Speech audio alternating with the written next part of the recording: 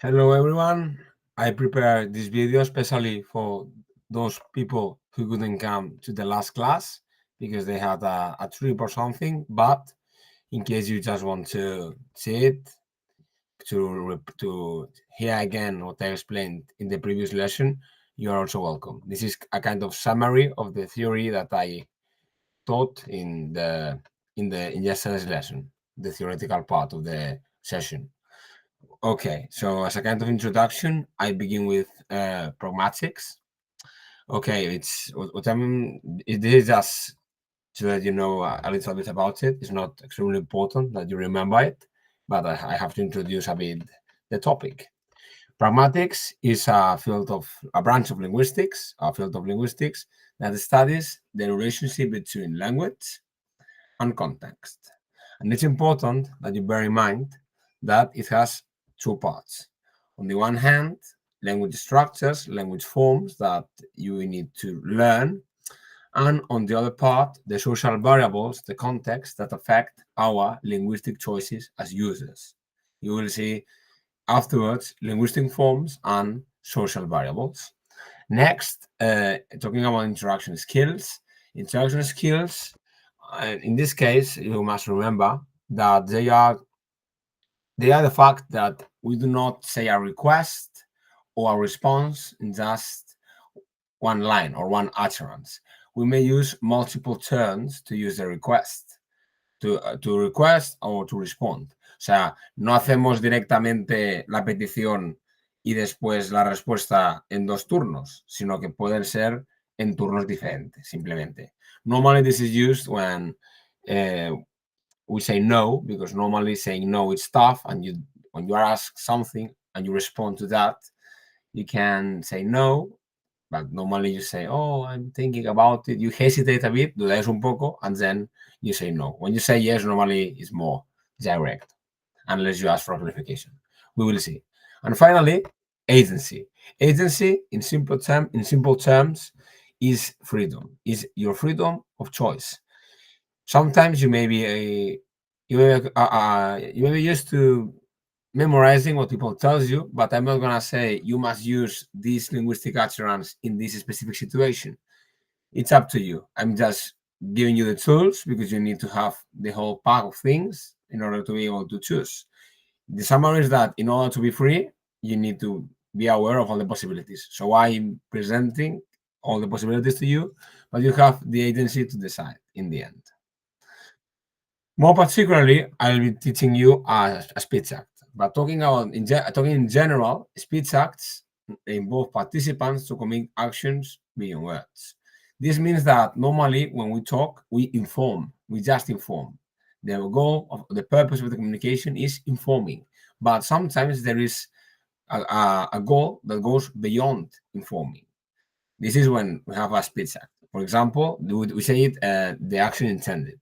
For example, a request. If I say it's hot in here, hace calor en el aula, you may guess, because you are very intelligent, that I'm not just informing you that I'm hot or that it's hot in general. I'm just saying I'm also requesting in a very subtle way someone to open the window, to open the door, or whatever.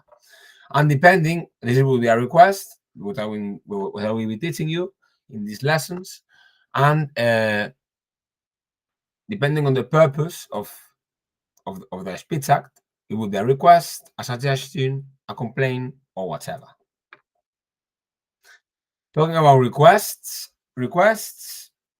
are they are a type of speech act in which we ask the speaker, asks the hearer to commit an action for the benefit of the speaker. Lo digo en castellano porque es importante que os acordáis. En la request, el beneficio siempre es para el orador. Porque si fuera para la persona que es para el orador y para el oyente, o para los dos, o sea, perdón, si fuera para el oyente o fuera para tanto orador como oyente, sería una sugerencia. It's important that you bear in mind that in requests, the benefit is always or almost always for the speaker, porque es una petición. If not, it would be a suggestion. And we will be looking at three types of requests. First, we've got the direct ones, the directives. They are the simpler ones to say.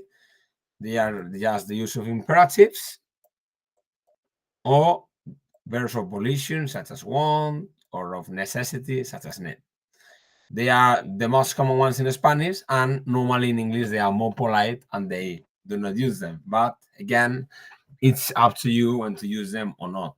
Normally, people use them in very few situations to give orders when they feel so confident with other person because they are close friends. We'll see the social variables at the end, or in very specific situations. The most common ones are the most common type of requests is in between. In between, to say an in between request, you need to memorize a modal verb. If you memorize can, would, could, and will, I'll be more than happy. And as you can see, you can just elaborate a question to ask the request, or you can just say it in the affirmative form. Both options are correct, are valuable. Yeah. So it's up to you to decide. These are the most common ones used in English, and indeed, you would be able to use these in any type of situation. But it's true that maybe if you want to ask your partner for lending you a pencil, it would be very rare to say, "Could you give me your pencil, please?" It would be very rare, but it's an option. Es como en castellano, en plan, para decírselo a un compañero, le dices, dame el lápiz, porfa. No le dices, por favor, ¿podría darme el lápiz? It's very rare. But it's, again, an option. And the rarest type of requests, hints are indicios. And they are very indirect ways just to ask a request. Normally, they are used when there's a high degree of imposition, or if you feel so unconfident and uncomfortable, and you feel a lot of pressure or you are very nervous, then you just say the hint. Here you've got some examples. It's hot in here. I was thinking to sleep here. Today would be fine to eat out. To ask someone to could we go out to it?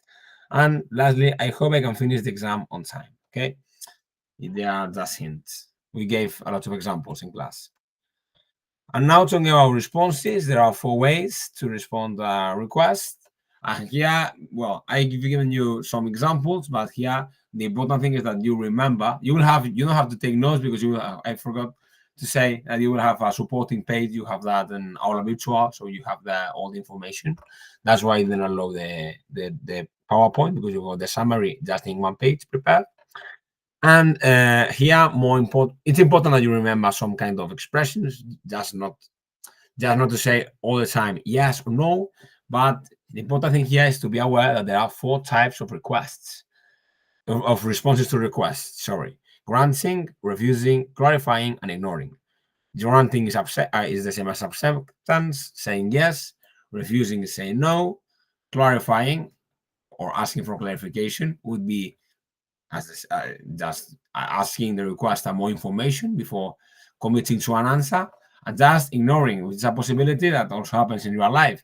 You just send the subject, or you walk away, or whatever. Normally, you won't see them in activities, but they are also a valuable possibility. Ignoring people. Okay. Now, talking about social variables, I will teach you 2 types of social variables: imposition, and then we will see social distance. Talking about imposition, it may be a little difficult to understand what imposition means, but it's just you have to imagine that you have a rock, that the requester has a rock in his or her hands, and when the requester requests something to the requestee, he or she throws the rock to the other, and the other receives the rock. Lo voy a decir en español. La persona que hace la petición lanza una piedra y la otra la recibe. Cuando hay más imposición, más grande es la piedra y más cuidado tendremos que tener con la forma lingüística que utilicemos. Por eso hay que reflexionar sobre las formas lingüísticas a utilizar dependiendo de las dos variables sociales que vamos a ver. Una, la imposición. It's not the same asking a friend to give you €5 than asking a friend to, how to say it, I don't know, to buy you a car, or I don't know, to help you, to show you, to help you during an exam, to pass the exam. There are several possibilities and several situations, and you must consider that if there's, for example, it's not the same asking Inma to have 5 minutes. This is the example I gave in class. To have 5 minutes more for an exam than asking Inma to pass you the subject if you have a 4.5. So the rock, it will be much bigger in the second case, and you need to be more careful as a consequence. And finally, we've got social distance, and this is refers to the relationship both persons have. In this case, in this case, there are 3 types. In the previous one, there were also 3 types. Stranger, if you don't know the person, a random person walking through this, walking through the street. Acquaintance, if you know the person. This could be the case of a teacher. You know a person, but it's not your friend. An intimate would be your father, your mother, a close friend. So it's not the same asking the same favor, the same request. It's not the same requesting to your father to give you €5,000 than requesting this to a stranger, than requesting this to a teacher. So you have to reflect in on these 2 variables. First, the imposition your request has, and second, the relationship you have with the requestee. And considering these 2 variables, you need to choose which type of request you think is more suitable for the situation. Which kind of request from the ones we saw before: direct, in between, and hence. And also the way to answer to it in case you are the requestee. So this has been all the explanation. I hope it has been helpful for you. In case you've got any question, you can ask me in class, and next week we will do some activities to consolidate this knowledge that I have exposed to you. And with all that, have a great weekend and enjoy. Bye. Thanks for your attention.